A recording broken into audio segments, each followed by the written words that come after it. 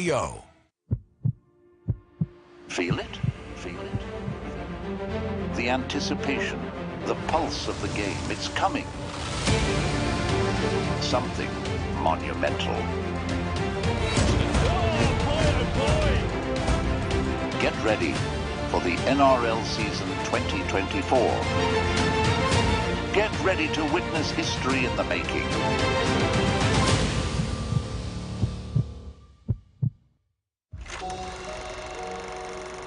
Someday someone's gonna come along and accept you for who you are. When you were a little boy, you were my little ally. And then something switched in you. Jesus, Siggy! Family, art. It'll tear you in two. Going into a celebrity home and trying on their stuff, I was able to live in their world.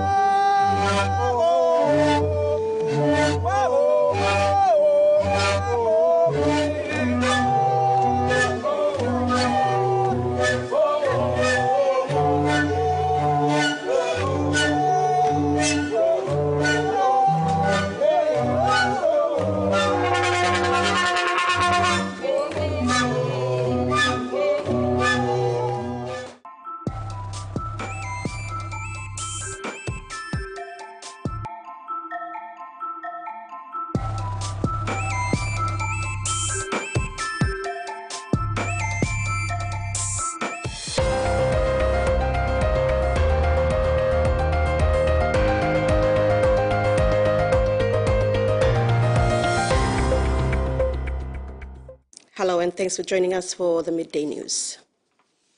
Iconic Barricade Band stages a comeback with their upcoming album, The Legacy Lives On, featuring carefully selected classics from the 80s and 90s. Original members join forces with new talent, ensuring a powerful blend of nostalgia and contemporary flair. The album, set for release on June 15, 2024, symbolizes Barricade's commitment to preserving their musical legacy and influencing Papua New Guinea's cultural identity for generations to come. West New Britain Police Commissioner Peter Baki expressed satisfaction with the acquisition of a drone to enhance law enforcement in Kimbe. The drone's 10-kilometer radius allows for extensive patrols, preliminary reconnaissance, and recording of operations on an SD card. Baki acknowledged the benefits of reducing physical exertion for officers and plans to initiate police training for the use of the drone. Additionally, small canisters of pepper spray were acquired to minimize the use of firearms.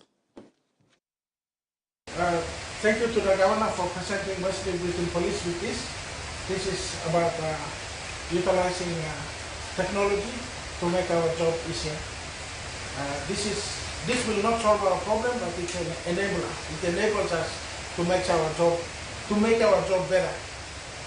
It has a 10-kilometer radius, which means I can patrol from here all the way to what's this place on the road there, Mahavio, and down to Numondo and Hela without leaving my station. It also makes it easy for me to send the drone out first before I send my men, because the drone will tell me what's on the ground. And then I send my men directly to whatever house. And it also has SD card, which means I will record everything in there. So when I present evidence in court, I just replay. And pictures don't lie. Yeah? So it also helps my policemen and women reduce the physical work they do, climbing hills, this and that. We send this one up there to check on that. And they only go up when they need to go. And now that we have received this one, my first task is to train my policemen and women. So we start the training this week, starting tomorrow to Friday, to use this. Continuous rain and sea swells have caused severe flooding in Kimbe, West New Britain province, leaving many residents without homes, safe drinking water and electricity. The village of Ubili has been hit the hardest, with homes destroyed and debris blocking the road. However, the youth in Noao village are working hard to clear the debris and make the road accessible with the help of the Hagi oil palm excavator. The Lake Hagi Hydro has also been flooded, leading to a shortage of electricity supply. Traffic between Kimbe and Biala has come to a halt due to the Hoskins-Koimumu Road eroding. And the National Weather Service has issued a gale wind warning at 10 this morning for all coastal waters of southern PNG Indonesian border to Port Moresby to Hood Point, including the Coral Sea. Very strong northwest winds of 34 to 47 knots are expected to continue for the next 24 hours, causing very rough and high seas. All small crafts, boats and seagoing vessels are advised to take necessary precautions before going out or to avoid going out to sea. Villages along the coastline of the warning areas are also advised to take necessary precautions to avoid danger. And in regional news, ex-tropical cyclone Kirrily makes its way across Queensland. Other parts of Australia are in the midst of a heat wave. Gemma, it has been a very warm few days and nights for us across most parts of the country, particularly in New South Wales and Queensland. Birdsville got to 49.4 degrees yesterday. Now, we might be at the tail end of this heat wave, but there are still some warnings about, and I'll take you through some of those now. There's an extreme heat wave warning current for parts of the mid-north coast of New South Wales, as well as the Channel Country in Queensland. There's a severe to low intensity heat wave warning current for parts of the eastern tropical coast of Queensland, parts of southeast Queensland, including Brisbane, and parts of northeast New South Wales too. Now, Sydney, Sydney, Gosford and Newcastle are set to swelter to about 38 degrees today. Even warmer inland, Western Sydney is expected to get to about 40 degrees today. Now, here at Clovelly, I've been here since about 5:30 this morning, and even then, before the sun had even come up, it was already 28 degrees. Now, my phone's telling me that it's about 36 degrees here at the moment. And you can see behind me, it is Tent City here at Clovelly Beach. People are taking some reprieve in that really cool water there. And I don't blame them. I might join them myself after I clock off. Good idea. And Jess, when can we expect some real reprieve from this heat though? So, Gemma, we're expecting a cool change to sweep through this afternoon through parts of Sydney as well. It's already come through parts of southern New South Wales, and it's expected to make its way up north through Sydney, Newcastle and northern parts of the state. Now, that's expected to bring some cool winds. Even a shower or two is possible tonight, even a thunderstorm later this evening.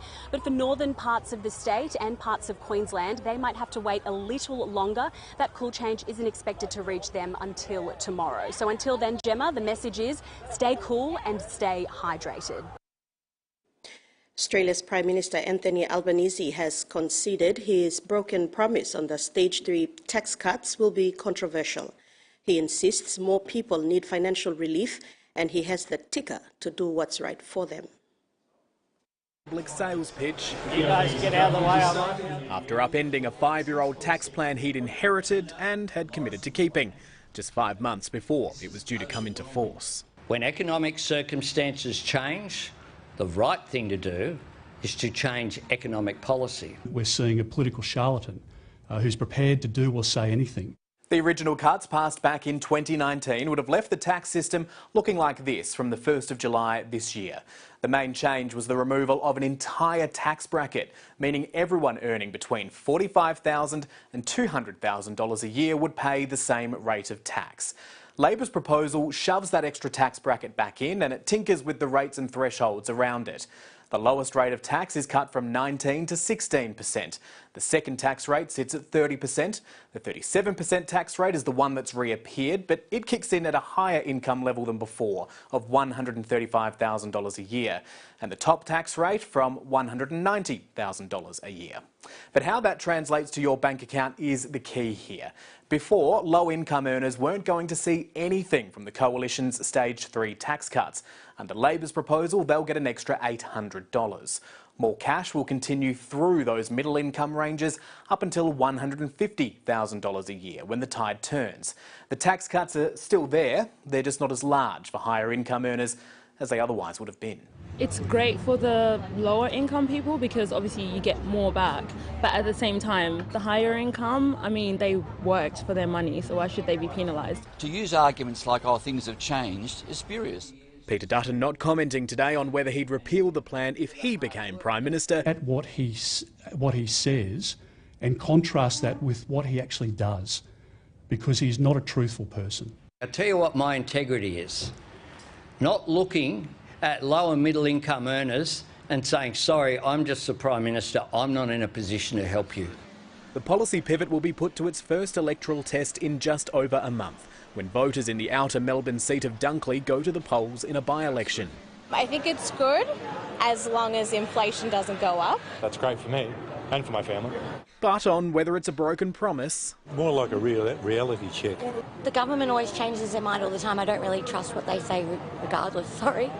The Prime Minister citing Treasury analysis to insist that giving more people more money won't drive inflation even higher. See you later. And he's not done yet, promising more cost of living relief in the May budget, while setting the consumer watchdog on the nation's supermarkets to investigate whether customers are being gouged at the checkout.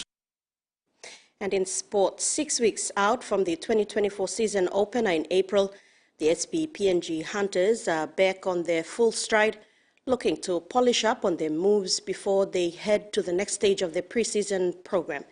This week's training has been opposed sessions, rather mainly to test out the mindset and attitude of the players in real game situation before next week's final internal trial ahead of the Central Queensland Cappers trial match in Australia on the 9th of February.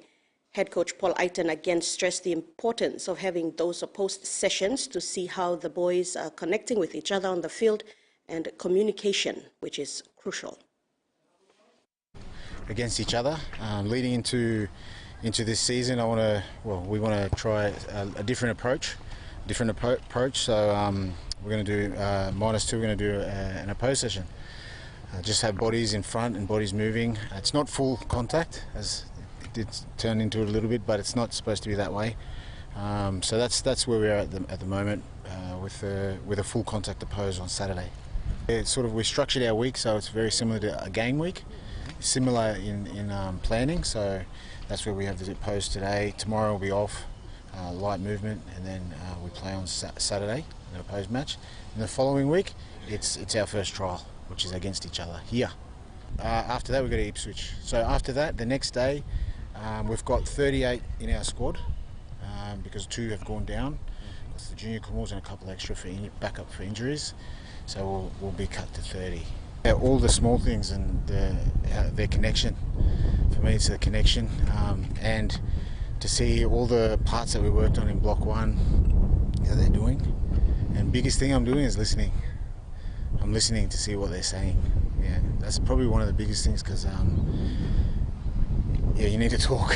You need to talk. So yeah, communication is really big, especially the way we want to play, or in any way, but especially what we've been focusing on. So you need to talk, otherwise we won't have any direction. So I've been listening to both sides in attack and defence. He looks good. He looks good, but I guess because it's a lower limb injury and then he's put on weight, so he might have to be a bit careful. So we're definitely following the advice of the doctors. And the West New Britain Provincial Government lauds Ramona Padio, PNG soccer queen, for her impact in football. Noteworthy of her 2016 FIFA Under-20 Women's World Cup debut, she excelled in the 2018 OFC Women's Nations Cup and dominated Pacific Games in 2019 and 2023. Governor Sasindran Motuvel rewarded her with 5,000 kina in acknowledgement of her sporting achievements. Currently with Hekari United FC since 2023, Padio continues to shine as a pivotal force in PNG football. Thank you so Lord Benigani na sa tol manner West New Britain sangat nasa pagpinipay ni travel na sakain na diktating tigalong kakanalo appreciation long ng bihusa and dikta something to any receiving kind something and ligit money as only in diktating tigalong. That's been the Midday News. Join us at 6 for more.